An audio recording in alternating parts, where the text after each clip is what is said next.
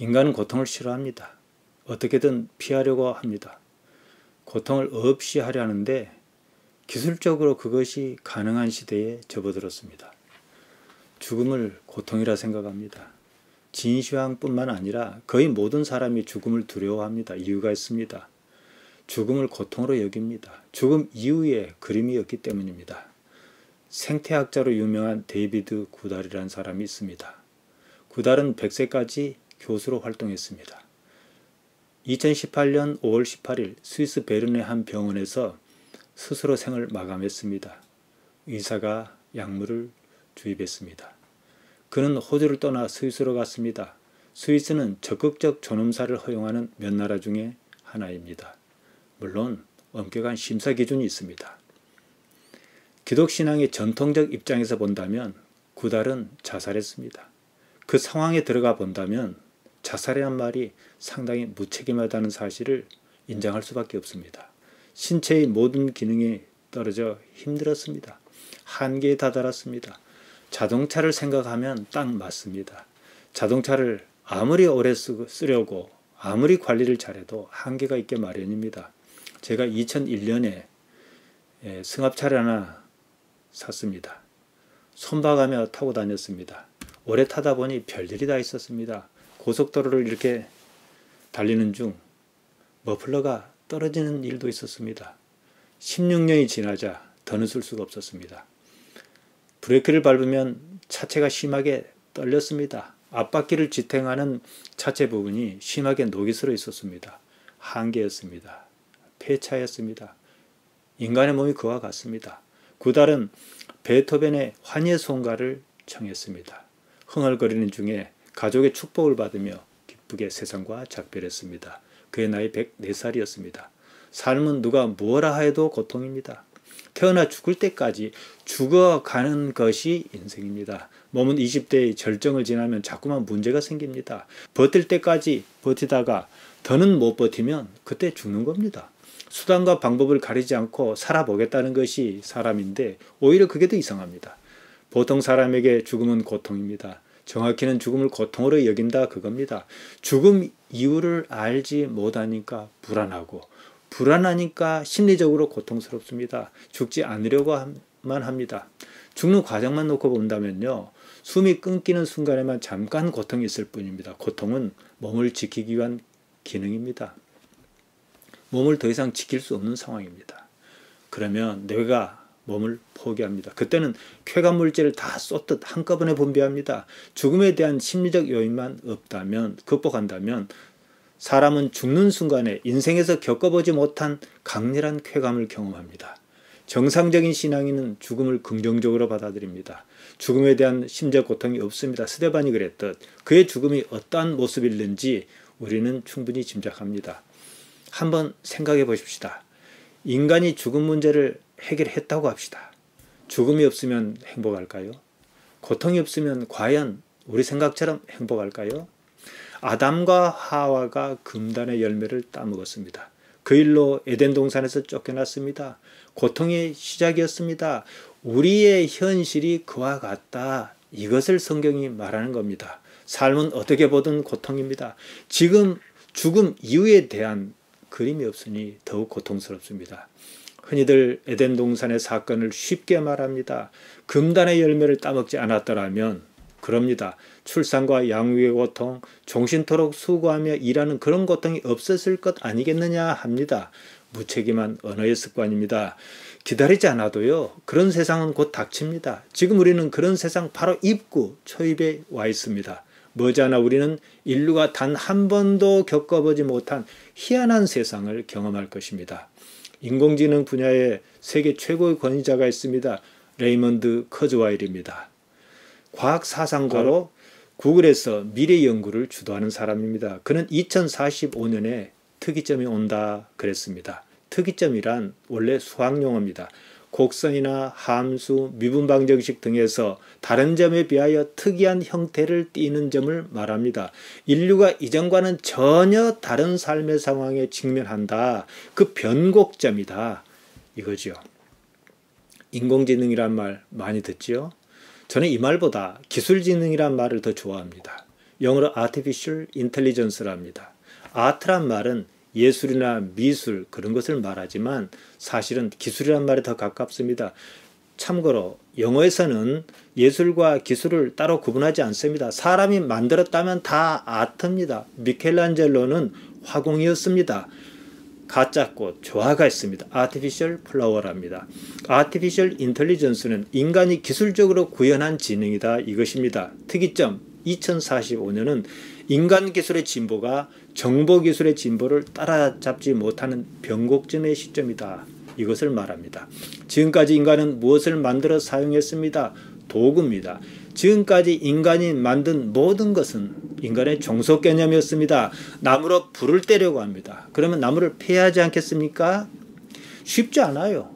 그래서 도끼를 만들었습니다. 나무를 도끼로 패니 훨씬 쉽고 효율적입니다. 도끼가 인간을 해하지는 않습니다. 1976년 8월에 북한군 도끼 만행 사건이 있었습니다. 판문점 공동경비구역에서 북한군이 도끼로 미군을 살해했습니다. 도끼가 독자적으로 움직여서 그런 일을 저지르지 않습니다. 지금까지 도끼 같은 도구가 알아서 무엇을 하지는 않았습니다. 거기에는 목적도 없고 더구나 의도가 없습니다. 지금까지 모든 기술 구현은 인간이 하고자 하는 일을 효율적으로 하기 위한 도구였습니다. 인간이 사용하지 않는 한 도구는 가만히 그 자리에 있습니다. 특이점이 오면 상황이 달라집니다.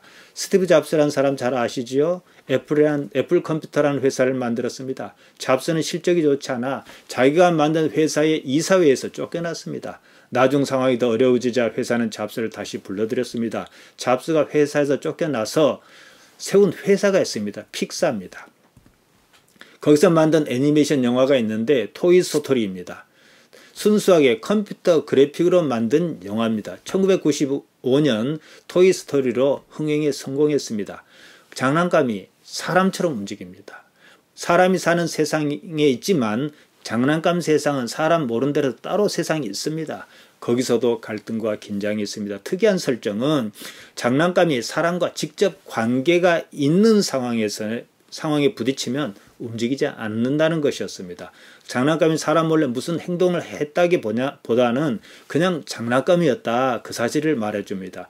장난감은 무슨 행동을 하든 사람의 영역을 침범하지 않습니다. 환경이 바뀐 것도 없고 사람은 몰라요. 모르면 그만이에요. 장난감에게는 자기만의 세계가 있습니다. 그 세계는 커다란 제한이 있습니다. 사람의 세상을 바꿀 수 없습니다. 사람과 동선이 겹치면 그 자리에서 우리가 흔히 보는 장난감으로 꼬꾸라져 있습니다. 어쩌면 잡스가 어떤 세상을 꿈꾸지 않았나 싶습니다. 지금 여러분이 보는 신문기사 상당 부분은 인공지능이 알아서 작성한 기사입니다. 사람의 개입 없이 기술이 알아서 합니다. 도끼처럼 그런 도구는 이제 아니다 이거죠. 물론 인공지능은 사람과 달리 의도라는 게 없습니다. 지금까지 컴퓨터 프로그램 하면 두 가지 작업으로 크게 나눌 수 있습니다. 무엇을 할 것인지 작업의 방향성, 아이디어, 의도지요. 그러고 나서 대부분의 작업은 흔히 말하는 삽질입니다. 삽질은 모든 경우의 수를 입력하는 한마디로 몸으로 하는 작업입니다. 일일이 명령어를 써놓고 거기에 대응하는 값을 매깁니다. 우리가 편하게 쓰는 프로그램은 수많은 작업자가 밤을 새워가며 혹독한 노동의 결과라는 사실을 대개는 모릅니다. 이제 삽질은 프로그램이 합니다. 프로그램이 프로그램을 만듭니다. 오류를 수정하는 디버깅 작업도 수행합니다. 사람은 무엇을 만들고 싶다는 아이디어만 주면 그만이에요. 인공지능이 스스로 알아서 처리하는 시대에 접어들었습니다. 인류는 에덴 동산 이후 지금까지 끊임없이 일해왔습니다. 인간의 노동이 종말의 단계에 와 있다 이 뜻입니다. 컴퓨터 기술의 진보는 속도나 결과를 예측하기가 참 어렵습니다. 프로그램이 프로그램을 만든다 하지 않습니까? 상상이나 했겠습니까? 다들 코딩 무슨 코딩 열풍이 불었다고 합니다. 코딩이 뭡니까? 프로그램 작업을 단순화한 것입니다. 프로그램이라 하지 않고 왜 코딩이란 말을 썼느냐? 이유가 있습니다. 인공지능이 삽질을 알아서 하기 때문입니다. 사람은 단지 자기가 하고 싶은 것, 의도를 코딩한다 그 말이지요. 지금 딱 이 시점에서 인간은 기술로 지능을 구현했습니다. 초보적인 제품 시장에 나왔습니다. 소니가 만든 아이보나 로버트 게지요. 책상 위에 혼자 돌아다니며 노는 코즈모가 있습니다. 사람을 인식하며 반응합니다. 코즈모는 사람과 게임도 해요. 이런 기술은 그냥 기술에만 머물러 있지 않다는 것입니다. 사람과 경험을 나누며 학습합니다. 그러면서 발전, 아니 성장할 수밖에 없다는 거죠. 시간이 지날수록 똑같은 아이브나 똑같은 코즈모는 하나도 없습니다. 집집마다 다 다릅니다. 겉모습은 같습니다. 저마다 다른 캐릭터로 성장한다는 거죠. 사람의 성장 방식과 너무나 흡사합니다. 유전자가 동일한 일란성 쌍둥이를 한번 생각해 보십시오. 성장 과정에 각기 다른 사람으로 변하여 성장하는 거예요. 남편도 다르죠. 가족도 다르지요. 환경이 다르다는 거죠. 사람에게는 약점이 있습니다. 기억 능력의 한계입니다. 때문에 중요하다 싶은 것을 중심으로 기억합니다. 망각도 그래서 하나의 방법입니다. 기술지능에는 그런 한계가 없어요. 무엇보다도 인터넷망으로 서로를 연결하며 나날이 성능은 좋아집니다. 특이점은 반드시 옵니다. 우리는 기술지능이 인간지능을 능가하는 시대에 살 수밖에 없습니다. 카우보이 인형 우디가 사람 세상으로 나올 차례입니다. 사람과 대화하고 협력하고 그럽니다. 우디는 스스로 학습하고 판단합니다. 날로 성장합니다. 알츠하이머나 기억상실증 같은 그런 기억의 한계나 장애도 없습니다. 저희 아이가 거창고등학교를 졸업하던 날 저는 졸업식에서 축도를 맡았습니다. 교장실에서 교장과 대화를 나눴습니다. 그가 하는 말이 지금도 기억에 있습니다. 공부는 총량이다. 제가 들어보지 못한 말을 하였습니다. 고등학교 1년, 2년, 3년이라는 과정이 있습니다. 3년 동안에 배울 분량이 딱 정해져 있다 이거지요. 총량만 채우면 대입 수능에서 만점을 맞습니다. 못 채우면 못 채운 것만큼 점수를 덜 맞을 뿐입니다. 공부를 양으로 본다는 이 말을 이해하면 공부하기가 훨씬 수월할 것입니다. 우리에게는 기억의 한계가 있어요. 그래서 반복하고 또 반복하고 장기 기억에 저장하려 합니다. 그래도 뇌의 용적과 능력에 한계가 있다 보니 중요하지 않다 싶은 기억은 버립니다. 카우보이 인형 우디는 그러지 않습니다. 항상 인터넷과 연결하여 용량과 성능의 한계가 없습니다. 우디가 만일 대입 수능 시험을 본다고 합시다. 서울대 합격, 서울대 의대 입학은 따놓은 당상입니다. 인간지능은 인공지능과 경쟁이 불가능합니다. 커즈와일은 그 시점을 특이점이라고 말했습니다. 기술 진보를 이렇게 계산해 보니까 2045년이면 딱 맞다 이렇게 본 거지요. 그때면 제 나이가 88인데요. 저는 정말로 그때를 기대하고 기다립니다. 커즈와일은 언론과 인터뷰에서 2029년 딱 10년 남았습니다. 인간은 불멸의 과정에 들어설 것이다. 그랬습니다. 10년 후면 여러분은 지금으로서는 놀라운 일을 그때는 자연스럽게 받아들일 것입니다. 스마트폰을 한번 생각해 보십시오. 20년 전 사람이 지금 우리가 들고 있는 스마트폰을 본다면 무슨 생각을 하겠습니까? TV를 손에 들고 다닙니다. 영화관이 이 안에 있습니다. 우리는 진보의 과정에 참여했기 때문에 진보의 속도에 익숙합니다. 그래서 자연스럽게 받아들입니다. 고속열차를 타고 시속 300km로 내달립니다. 커튼을 걷고 창밖을 내다보기 전까지는 빠르다는 느낌이 없습니다.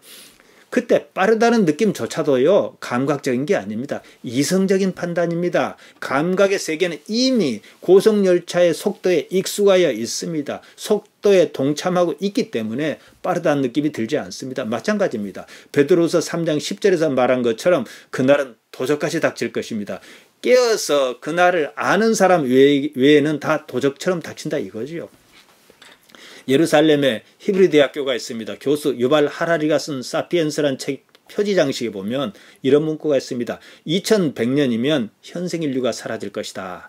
아주 최근 인간은 불멸을 거론하기 시작했습니다. 그런 말을 할 단계에 와 있다 이거지요. 기술적으로 타당성이 있다는 겁니다. 지식 기반의 정보 유통 기술이 그 가능성을 받쳐준다는 거죠. 다시 처음으로 가겠습니다. 아담과 하와가 금단의 열매를 따먹었습니다. 그래서 인간이 고통을 겪어야 한다고 그럽니다. 만일 아담과 하와가 금단의 열매를 따먹지 않았더라면 고통이 없었을까요? 없었겠지요. 고통을 일으킬 만한 행위가 없었으니까 말입니다. 그러면 행복하였을까요? 고통이 없는 세계를 여러분은 현실적으로 진지하게 생각해 본 적이 있습니까? 고통이 없으면 행복도 없습니다. 어려움이 없으면 성취감도 없습니다. 이것은 생각해 보셨습니까? 성경은 아담과 하와가 에덴 동산에서 행복하게 살았다고 말한 적이 없습니다. 하나님께서 보시기에 좋았더라 이 말씀이 있습니다. 그것은요 삶이 아닙니다. 불행이 없다는 것이지 행복하다는 것은 아니기 때문입니다. 고진감래란 말 다 아시지요? 고통이 다하면 단 것이 온다 이 말입니다. 이 말은요 거꾸로 보아야 사실도 맞습니다. 고통 때문에 행복하다는 사실을 새롭게 인지할 수 있는 거예요. 매일의 삶이 에덴 동산 같습니다. 고통이 없습니다. 그 삶이 행복하다고 느낄까요? 불행이 없을 뿐입니다. 길에 굴러다니는 돌멩이는 불행하지 않습니다. 지금 삶이 고통입니다. 그 때문에 그런 삶이면 얼마나 행복할까 그렇게 상상합니다. 행복의 비교 대상인 불행이 지금 당장 여기 있기 때문입니다. 행복과 고통은 결국 제로섬입니다. 총량이 같습니다. 똑같은 삶이 연속적으로 이어지면 삶이 아무리 좋아도 행복하다 느끼지 않습니다. 우리 중 누구도 재벌 3세가 행복하다고 생각하는 사람 없습니다. 그보다 못한 내가 그 위치에 있으면 오르는 과정이면 행복하다 할 수 있겠지요. 행복은 근원적으로 다른 차원의 문제입니다. 예수님께서 말씀하셨습니다. 요한복음 14장 27절입니다. 평안을 끼치노니 곧 나의 평안을 너희에게 주노라. 내가 너희에게 주는 것은 세상이 주는 것 같이 아니하니라. 평안이란 최소한의 가장 기본적인 행복을 말합니다. 이 세상이 주는 것 같지 않다 그러셨습니다. 다른 차원의 문제다 이 말씀입니다. 우리는 지금 몸의 차원에서 행복을 논하려 합니다. 그 끝이 어디겠습니까? 동서양을 막론하고 그런 문제는요 이미 여러 가지 이야기로 나왔습니다. 인생사 세옹지마 다 아시지요? 아디다스 임금 이야기 다 아시지요? 세상을 어떻게 보느냐는 문제입니다. 다른 차원의 행복이 아니면 답이 없습니다. 저래 보아도 그만, 이래 보아도 그만. 결국 무엇이 남겠습니까? 권태가 기다리고 있습니다. 권태가 행복입니까? 사람은 고통을 싫어합니다. 피할 수만 있으면 피하려 합니다. 기술적으로 고통이 없는 시대가 다가옵니다. 반드시 옵니다. 고통을 회피할 방법이 있습니다. 그런데도 불구하고 고통을 겪겠다는 사람이 있을까요?